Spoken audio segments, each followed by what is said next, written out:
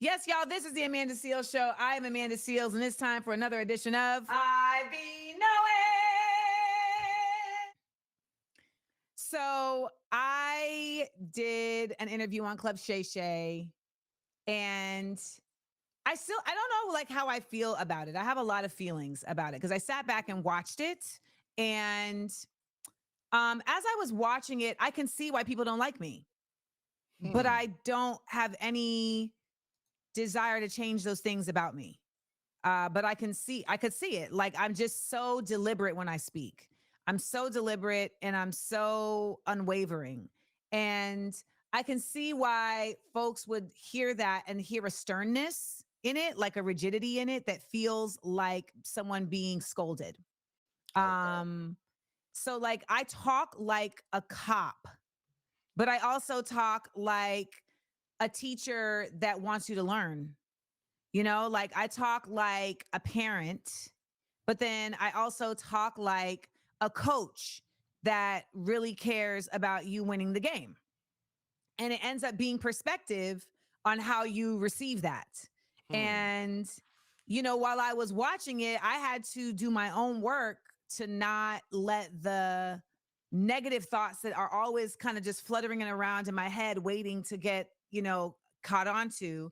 I had to really let that go and lean into the uniqueness of like what I just described, like the different perspectives. Yeah. Because I think if all of us step back and watch ourselves, we will have critiques about ourselves. It's fascinating though, because majority of the people who would ever critique me, like they've never been interviewed and had to watch themselves, right? Or Yeah, that's a fact. That's a fact.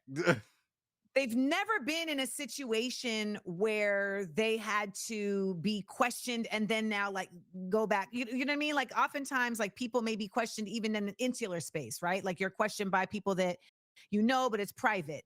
And I think that there's just such a different experience when it's happening public, and I'm fearless about it, but it doesn't change like my feelings about it. So it ends up Mhm. feeling a little bit conflicted. But nonetheless, I just want to thank anybody who felt like they got something positive out the interview and felt the need to share it with me. Um, it was a fascinating, um, it was fascinating watching myself deal with someone coming at me. Yeah. like, That's gotta be a cause different experience. Yeah. Yeah. like I watched myself get untense, you know, like I watched myself go from intense to untense. Um, But, you know, it's funny. The person I'm talking to was like, "You're ready to get canceled again tomorrow?" He's like, "I can't wait to watch. I'll hit you back." I was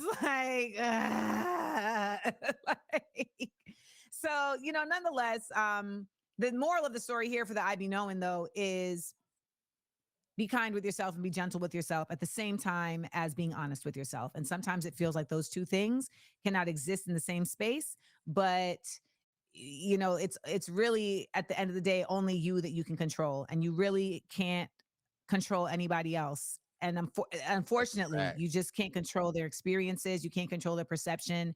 All you can really do is try your best. And one of the things that was fascinating while I was watching it was I was watching my autism, Okay. and it was things that I didn't like. I talk really fast, and like when I like, you'll see like pockets of the interview where I'm like really intensely talking about something. I'm really into it. Uh-huh. And it's like, oh, and there's like a word for it. I'm still learning these things, but like there's a word for this, and it's like I'm being castigated in the chat for this. Oh, she just talked too much. She just be talk dumping on people, you know, like Talk you know, dumping. and That's then a new word for talk me. talk dumping, you know.